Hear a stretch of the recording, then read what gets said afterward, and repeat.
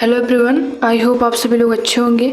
आपकी स्टडी भी अच्छी चल रही होगी। स्वागत है आपका आपके अपने YouTube channel new education wire पर।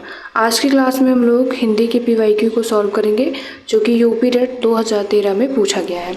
और इसके पहले 2011 में जो भी पूछा गया था सीटीपी, हिंदी, मैथ और इन्वायरमेंट, इस सभी को हम लोगों ने सॉल्व कर लिया है अच्छे तरीके से। प्रैक्टिस हो गई एक मॉक टेस्ट की तरह। और उसी सीरीज़ में आज ये अपना 2013 का पीवाईक्यू, जिसमें सीटीपी भी हो चुका है, और ये आज की क्लास में हम लोग हिंदी को सॉल्व करेंगे। ठीक, तो पहला क्वेश्चन आप लोग पहले पढ़ेंगे, और क्वेश्चन को सॉल्व करने के पहले क्या करना है आपको, एक पेन और पेपर लेकर जरूर बैठना है। मात्र ऐसे वीडियो आपको देखते हुए नहीं रहना है ना। जब आप अच्छी तरीके से पढ़ेंगे, उसे सॉल्व करेंगे, तो इससे ज़्यादा इफेक्ट पड़ता है। इसलिए पेन और पेपर लेकर ज़रूर बैठिए। और टाइमर दिया जाएगा आपको, 15 सेकंड का टाइम आपके पास रहेगा। उसी टाइम में आपको अपने क्वेश्चन सॉल्व करने रहेंगे। ठीक है, तो चलिए आप लोग एकदम रेडी हो जाइए। पहला क्वेश्चन ध्यान से पढ़िए और इसे अटेम्प्ट करिए, और इसके लिए आपको टाइम दिया जाता है 15 सेकंड का। चलिए,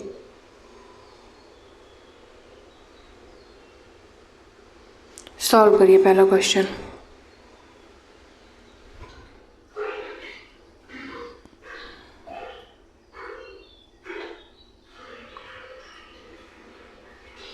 टाइम अप। पहला क्वेश्चन क्या है कि कपटी मित्र के लिए सही मुहावरा क्या है? दांत काटी रोटी, आस्तीन का सांप, अक्ल की दुम, आबनूस का कुंदा। तो इसका राइट आंसर क्या हो जाएगा? ऑप्शन नंबर बी, आस्तीन का सांप। ठीक, आगे चलते हैं।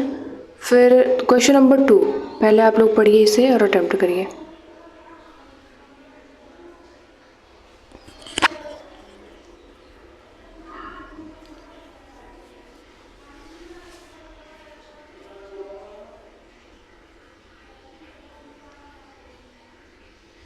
Time up. देखिए, दूसरा क्वेश्चन क्या है कि इंद्रियों को जीतने वाला के लिए एक शब्द क्या है? दूरदर्शी, दत्तचित्त, कुशाग्र बुद्धि, जितेंद्रिय। तो राइट आंसर क्या हो जाएगा? ऑप्शन नंबर डी, जितेंद्रिय। फिर तीसरा क्वेश्चन पढ़िए इसे और अटेम्प्ट करिए आप लोग। इसके लिए आपको 15 सेकंड का टाइम दिया जाता है। स्टार्ट।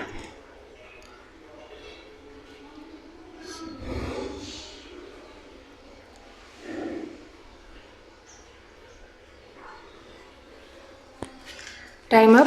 देखिए, तीसरा क्वेश्चन है कि पवन का संधि विच्छेद क्या है? प प्लस अवन, पा प्लस वन, पो प्लस अन, पौ प्लस अन। तो इस क्वेश्चन का राइट आंसर क्या हो जाएगा? ऑप्शन नंबर सी, पो प्लस अन। ये क्या है? पवन का संधि विच्छेद। इसमें संधि कौन सी है? संधि है इसमें अयादि संधि, अयादि संधि। ठीक है, फिर आगे चलते हम लोग क्वेश्चन नंबर 4। चलिए अटेम्प्ट करिए इसे। स्टार्ट। इस तरीके से सॉल्व करने से अपनी प्रैक्टिस भी हो जाएगी एक मॉक टेस्ट की तरह, और पीवाईक्यू भी धीरे धीरे करके हम लोग कंप्लीट कर ले जाएंगे पूरा।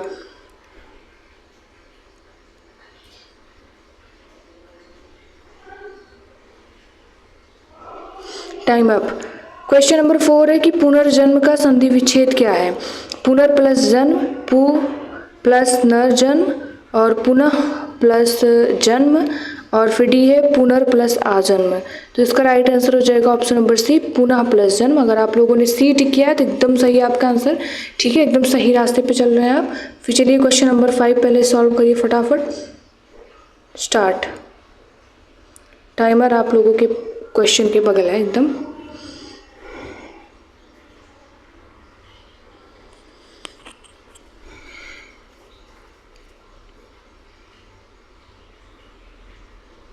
Time up. देखिए, क्वेश्चन नंबर 5 है कि इत्यादि का संधि विच्छेद, संधि क्या है? इत्यादि में संधि क्या है? तो यड़ संधि, वृद्धि संधि, गुण संधि, या फिर दीर्घ संधि। तो राइट आंसर इसका इसमें यड़ संधि है इत्यादि में। और अगर इसका संधि विच्छेद करें तो हो जाएगा इति प्लस आदि इज इक्वल्स टू इत्यादि। ठीक है, और संधि इसमें कौन सी है? यड़ संधि है। बाकी चलते हैं क्वेश्चन नंबर 6 पर। तो इससे पहले आप लोग पढ़िए और अटेम्प्ट करिए, और इसके लिए आपको 15 सेकंड का टाइम दिया जाता है। स्टार्ट।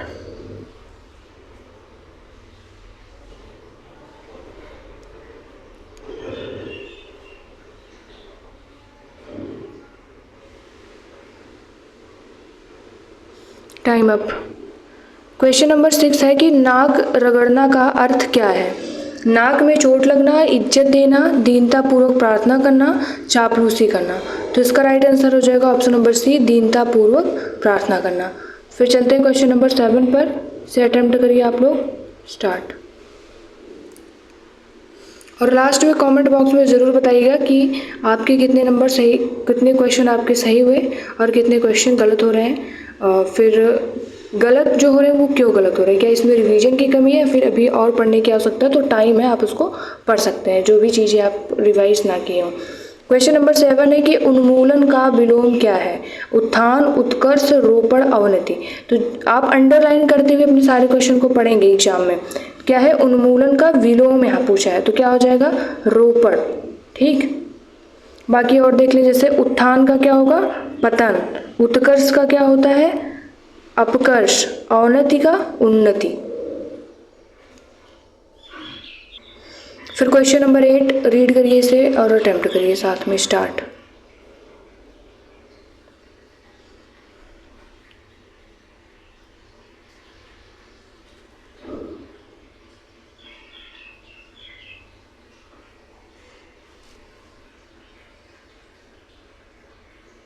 Time up.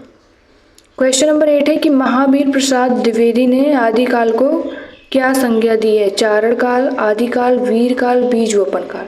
तो इसका राइट आंसर है ऑप्शन नंबर डी। ठीक, फिर question number 9 start.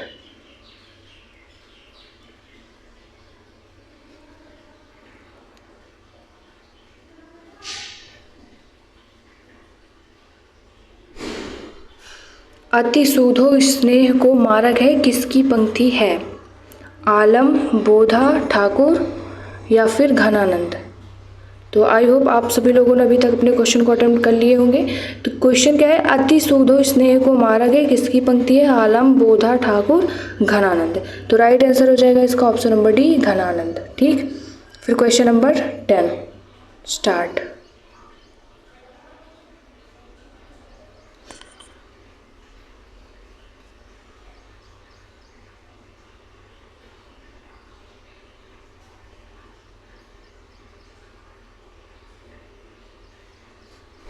Time up.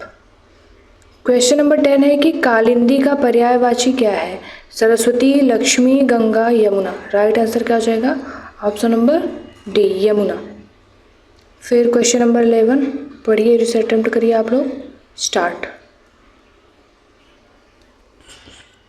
और इसी के साथ हम लोग हिंदी भी कंप्लीट कर लेंगे। धीरे धीरे करके इन्वायरमेंट इंग्लिश भी आपको प्रोवाइड कर दिया जाएगा, जितना हो पाएगा सारे PYQ आपको प्रोवाइड करने की पूरी कोशिश की जाएगी। ठीक है, क्वेश्चन नंबर 11 टाइम अप। आधुनिक हिंदी साहित्य की पहली आत्मकथा के लेखक कौन माने जाते हैं। बाबू श्याम सुंदर दास, देवेंद्र सत्यार्थी, हरिवंश राय बच्चन, जयशंकर प्रसाद। तो इसका राइट आंसर क्या हो जाएगा, ऑप्शन नंबर ए, बाबू श्याम सुंदर दास। ठीक, आगे चलते हैं क्वेश्चन नंबर 12 और इसके लिए आपको 15 सेकंड का टाइम दिया गया। आप लोग पहले अटेम्प्ट करिए, फिर मैं बताती हूँ कि इसका राइट आंसर क्या होगा।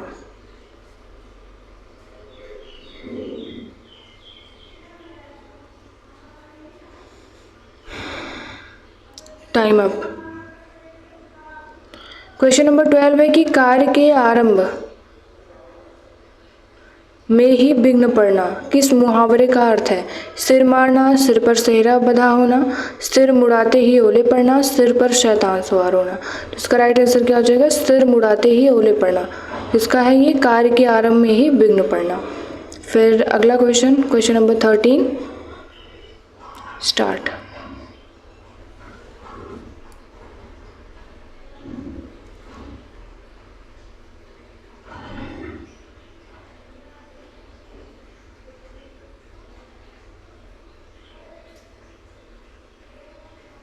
Time up. क्वेश्चन नंबर 13 है कि किस कवि को कवियों का कवि कहा जाता है। धर्मवीर भारती, शमशेर बहादुर सिंह, रघुवीर सहाय, सर्वेश्वर दयाल सक्सेना। तो राइट आंसर इसका option number B, Shamsher Bahadur Singh को। फिर अगला question, question number 14 start. 15 second का टाइम है इसके पास। बहुत ही इंपॉर्टेंट क्वेश्चन है, लगभग एग्जाम में ये पूछा जाता है और सभी को ये पता भी होता है इसका राइट आंसर, तो इसे आप गलत बिल्कुल मत करिएगा। Time up. देखिए क्वेश्चन नंबर 14 क्या है कि हिंदी का पहला पत्र है उदंड, मार्तंड, इतिहास, तिमिरनाशक, बनारस अखबार, हरिश्चंद्र मैगजीन। तो इसका राइट आंसर क्या हो जाएगा? ऑप्शन नंबर ए, उदंड मार्तंड। अब चल क्वेश्चन नंबर 15, इसे अटेम्प्ट करिए आप लोग। स्टार्ट।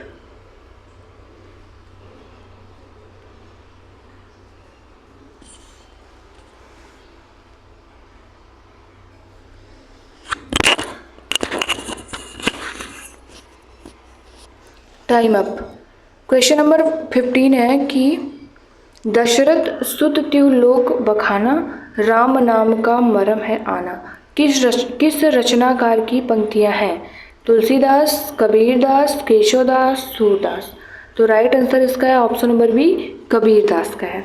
ठीक, आगे चलते हैं। क्वेश्चन नंबर 16 से आप लोग पहले अटेम्प्ट करिए। टाइम दिया गया आपको 15 सेकेंड का। स्टार्ट।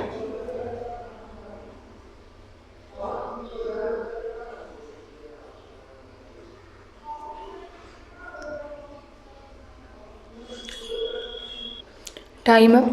क्वेश्चन दिया गया है कि चिंतामणि किसका निबंध संग्रह है? बाल मुकुंद गुप्त, हजारी प्रसाद द्विवेदी, रामचंद्र शुक्ल, श्याम सुंदर दास। तो इसका राइट आंसर क्या हो जाएगा? Option number C, Ramchandra Shukla का निबंध संग्रह है।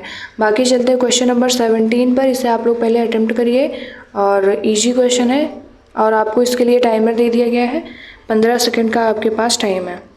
ठीक है, अच्छे तरीके से क्वेश्चन को एक बार नहीं समझ में आए तो 2 बार 3 बार जरूर रीड करिए और धीरे धीरे एक एक क्वेश्चन को सॉल्व करते रहिए। निगेटिव मार्किंग कोई है नहीं, सारे क्वेश्चन आपको अटेम्प्ट करके आने हैं। तो क्वेश्चन नंबर 17 है कि काशी नागरी प्रचारणी सभा की स्थापना किस वर्ष हुई? 1893 ईस्वी, 1900 ईस्वी, 1903, 1905 में। तो इसका राइट आंसर क्या है? ऑप्शन नंबर ए, 1893 में। बाकी चलते हैं क्वेश्चन नंबर 18 पर। इससे पहले आप लोग पढ़िए और अटेम्प्ट करिए। इसके लिए आपको टाइम दिया गया 15 सेकेंड का और टाइमर आपका स्टार्ट है।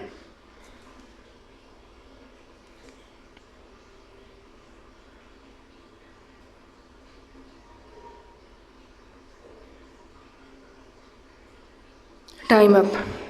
देखिए इसमें क्वेश्चन क्या है कि प्रेम सागर किसकी रचना है? मुंशी सदा सुखलाल, सदल मिश्र, लल्लू लाल जी, राम प्रसाद निरंजनी। तो राइट आंसर क्या है इसका? ऑप्शन नंबर सी, लल्लू लाल का है। फिर क्वेश्चन नंबर 19 पढ़िए आप लोग पहले से और टाइम दिया गया आपको। स्टार्ट।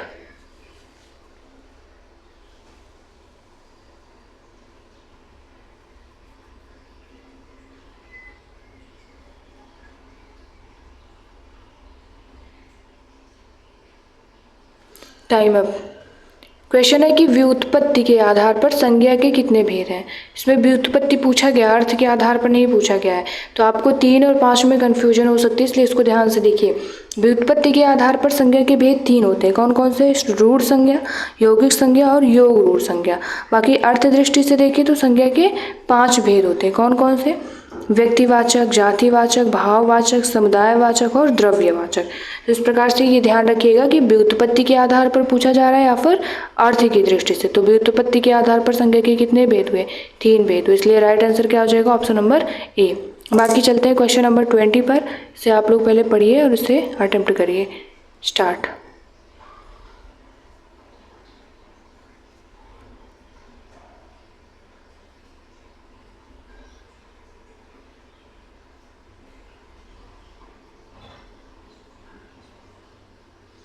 Time up.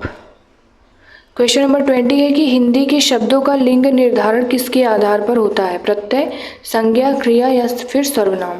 तो इसका राइट आंसर क्या हो जाएगा? ऑप्शन नंबर बी, संज्ञा के आधार पर होता है। क्वेश्चन नंबर 21 ये पढ़िए, कारक के कितने भेद होते हैं? बहुत ही इंपॉर्टेंट क्वेश्चन है ये।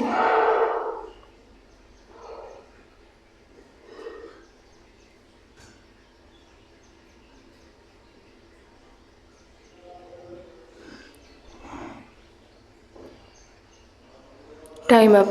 क्वेश्चन है कि कारक के कितने भेद होते हैं? 7, 8, 9, 10। तो राइट आंसर हो जाएगा 8। कौन कौन से? कर्ता ने, कर्म को, करज से, संप्रदान को के लिए, आपदान से, संबंध का की के रारी रे, अभिकरण अधिकरण में पर, और संबोधन हे रे, ऐसे करके ना।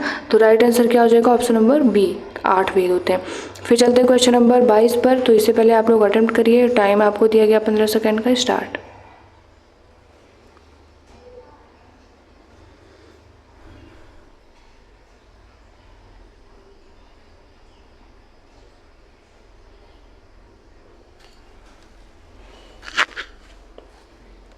Time up. क्वेश्चन है कि घा का उच्चारण स्थान कौन सा है? तो का, खा, गा, घा, किसका है ये उच्चारण स्थान? कंठ का है। इसलिए राइट आंसर क्या हो जाएगा? Option number B. और अगर मूर्धन्य देखें तो मूर्धन्य में आता है आपका टा, ठा, डा, ढा, डा। और तालु में चा, छा, जा, झा, या।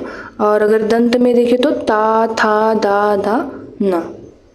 ठीक, ता, था, दा, धा ना, तो उसमें आ जाएगा एक वर्ष से करके होता है दंत मूल से।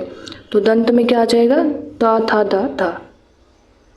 आगे चलते हैं क्वेश्चन नंबर 23 पर।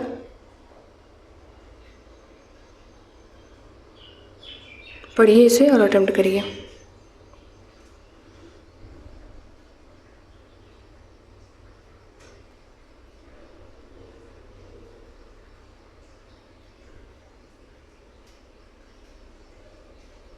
Time up.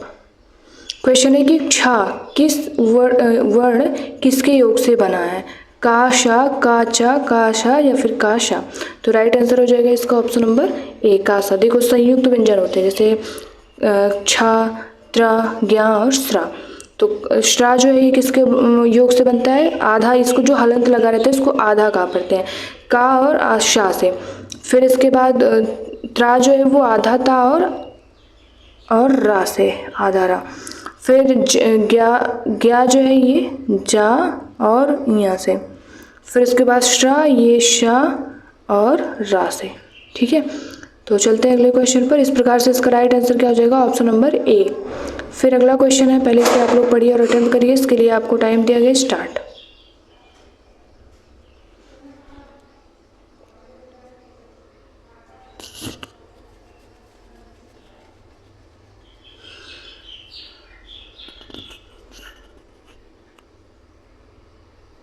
Time up. Question number 24 है कि शुद्ध वर्तनी बताना हमें इसमें। अस्पृश्यता, अस्पृश्यता, अस्पृश्यता, अस्पृश्यता। तो राइट आंसर क्या है इसका? ऑप्शन नंबर सी, अस्पृश्यता। फिर 25 से पहले आप लोग अटेम्प्ट करिए। स्टार्ट।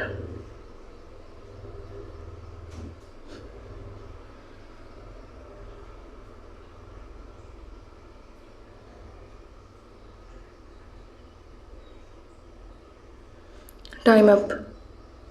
क्वेश्चन नंबर 25 है कि कवि का स्त्रीलिंग क्या होता है? कवित्री, कवित्री, कवयित्री, या फिर कवियत्री। तो ये दोनों तो हम लोग कैंसिल कर ही लेते हैं, लेकिन सी और डी में कभी कभी कंफ्यूजन हो सकता है। इसलिए ये जो शब्द है कवयित्री, ये राइट आंसर है। और ये शब्द को कम से कम आप 102 बार अगर पेज में लिख लेंगे तो ये चीज़ें क्लियर हो जाएंगी। तो इसका राइट आंसर क्या हो जाएगा? कवयित्री, ना कि कवियत्री, कवयित्री। फिर चलते हैं 26 पर। इसे अटेम्प्ट करिए पहले आप लोग, और 15 सेकेंड का टाइम आपके पास है।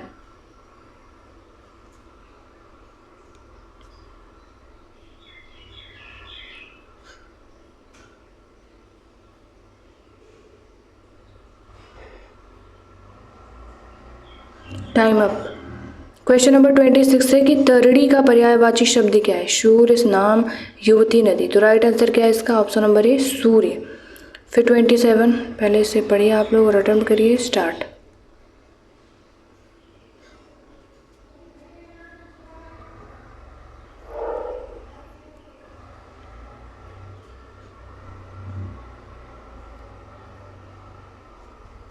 Time up.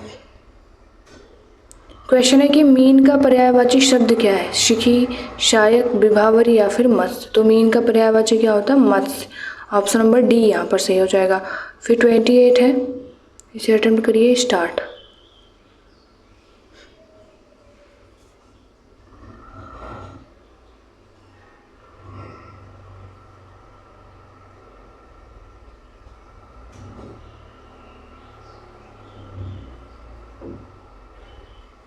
Time up.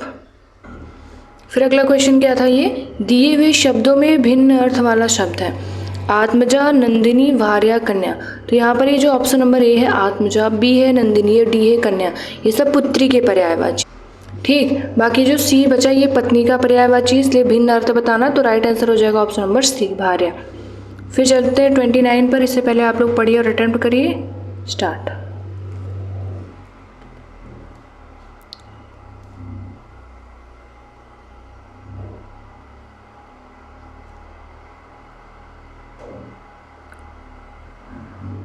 Time up. Question है कि अनुपम का पर्यायवाची शब्द है स्वर्गीय, लौकिक, पार्थिव, अद्वितीय। तो अनुपम का पर्यायवाची क्या होता है, अद्वितीय। ठीक है, राइट आंसर क्या हो जाएगा ऑप्शन नंबर डी। फिर क्वेश्चन नंबर 30, आप लोग पहले पढ़िए इसे और अटेम्प्ट करिए। स्टार्ट।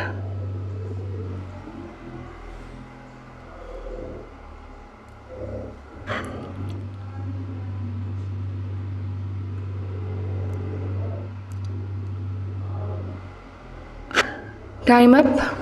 देखिए क्वेश्चन नंबर 13 और लास्ट क्वेश्चन है अपने इस आज की क्लास का, कि कान का कच्चा होने का अर्थ क्या है। कम सुनना, सुनी बात पर विश्वास करना, दूसरे की बात मानना, कान का कमजोर होना। तो राइट आंसर क्या है इसका ऑप्शन नंबर बी, सुनी बातों पर विश्वास करना। बाकी आज की सीरीज यही समाप्त होती है, आज की क्लास यहीं समाप्त होती है।